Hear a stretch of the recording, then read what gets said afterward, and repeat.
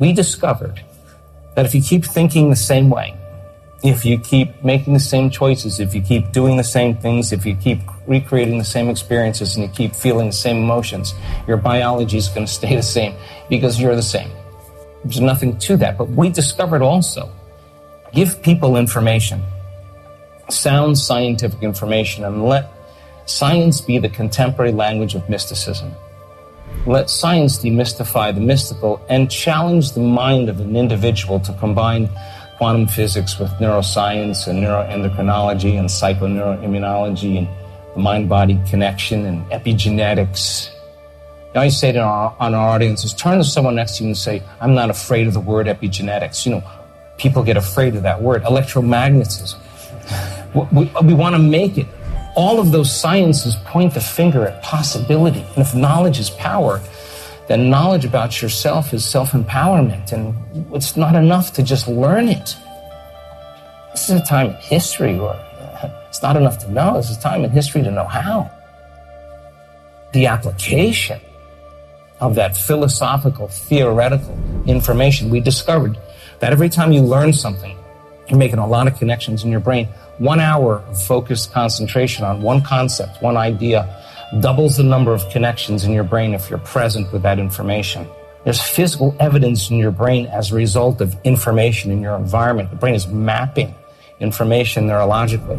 If you don't repeat it, if you don't think about it, if you don't review it, those circuits prune apart within hours or days.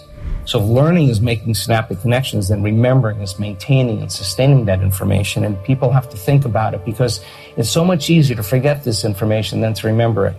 And they got to remind themselves and reproduce that same level of mind. So what we discovered is if you set up the conditions in the environment and you give people the proper instructions, if they can get their behaviors to match their intentions, they can get their actions equal to their thoughts, if they get their mind and body working together, they should have a new experience.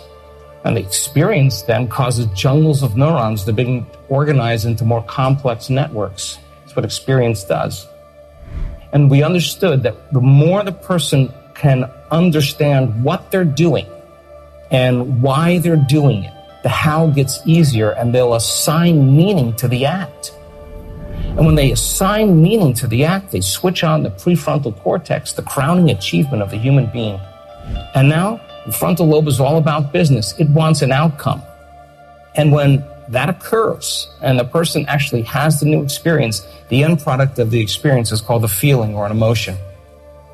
The moment you feel unlimited, the moment you feel free, the moment you feel abundant, you are teaching your body chemically to understand what your mind is intellectually understood. So knowledge is for the mind and experience is for the body, and we're embodying the truth of the information. The information is no longer in the brain. The information is actually in the body now. And that information from that experience actually selects and instructs new genes. And the person's changing their genetic destiny. If you've done it once, it must mean you should be able to do it again.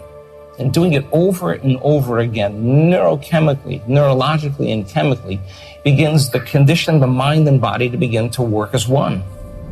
And when you've done it so many times that you no longer have to think about it, it's automatic, it's second nature, you've mastered that knowledge, you've become that knowledge. You're in a new state of being.